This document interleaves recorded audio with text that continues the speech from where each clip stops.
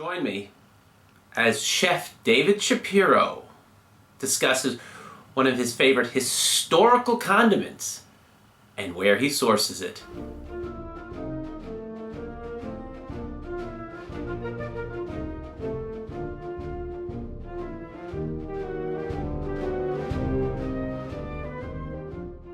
I mean, your world opens up when you discover a new condiment, honestly. It's like your taste buds have traveled the world as a result of it. Yes, and many of them are versatile, such as another favorite of mine, which is pomegranate molasses. And pomegranate molasses are the juices of pomegranates thickened just usually with sugar and perhaps lemon. And it's available, now it's much more available than it was years ago. And it's available in jars, and it's primarily made in the Middle East. I get mine from, well, it's imported from Lebanon. I get it at Eli Zabar's. So I use it on lamb primarily, but it can be used on chicken, and it can be used on vegetables, and it can be used in cocktails. This is a very versatile condiment. Yes, that's an example of how versatile a condiment can be. And it's a beautiful color too. It's a pomegranate, sort of purple, red, pinkish color. Beautiful. Now correct me if I'm wrong, but pomegranate seeds were played in mythology with Hades and Persephone, wasn't it not? That's true. And I don't know if they used the juice or not. Well, she ate 6 pomegranate seeds, and Zeus made her stay down in the underworld 6 months and then arrive back up. Yes. So not only a foundation of modern mythology, but also a foundation of modern culinary taste. Yes, and it's also used in the syrup form, and if it's in the bottle, it keeps for months. Because molasses is a southern, I've always considered a southern sort of a gooey black. Well, yeah, but they use this and it's sort of the translation from the Middle Eastern languages, but it's just called molasses just because it has a thick. It's when you pour it, it's quite thick. It's not as thick as molasses, but it has a heavy syrupy, sort of like maple. It has the consistency usually of a maple syrup, which is another wonderful condiment.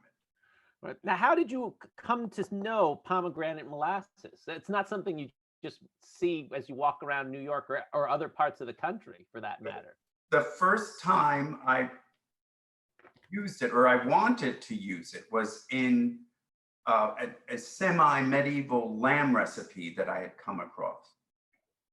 And so it called for this. And I thought, well, where can I get that? Oh, which brings me to the best place to get condiments in New York City, which is a place called Kalustyan's with a K, which is on Lexington Avenue in the 20s. I think it's around 27th Street or 28th Street. It's called Kalustyan's.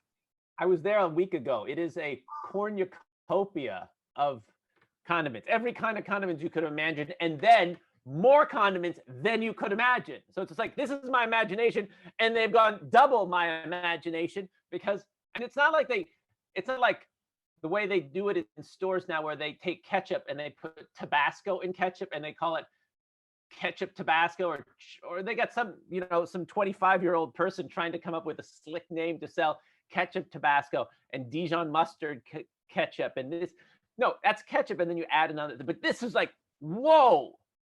It's worth going there just to walk in. It's like taking drugs. You walk in there and the smells just, you don't even know what they are.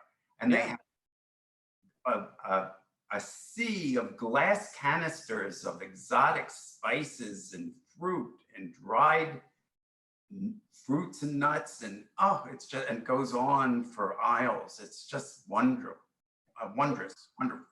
It for condiments is like if you combined the Louvre, the Metropolitan Museum, and the National Gallery in England together, and then you'd come close to what Kalustyan's is to condiments.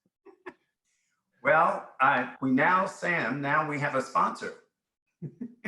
Well, they probably are. They're like the godfather of condiments, you know. As Kalustyan's goes, like Vermont in the, you know, as Vermont goes, so goes the nation until Alf Landon lost to Franklin Delano Roosevelt.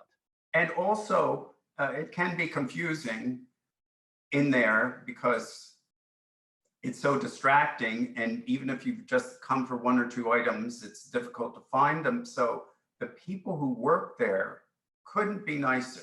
So it's a pleasure just to go in there and interact with them. Yeah.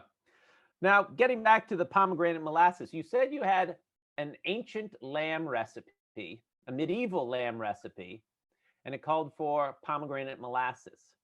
Yes, so it had to do with roasting a leg of lamb for hours at very low temperature. And Because then they didn't have as much fire. and basting with the pomegranate molasses.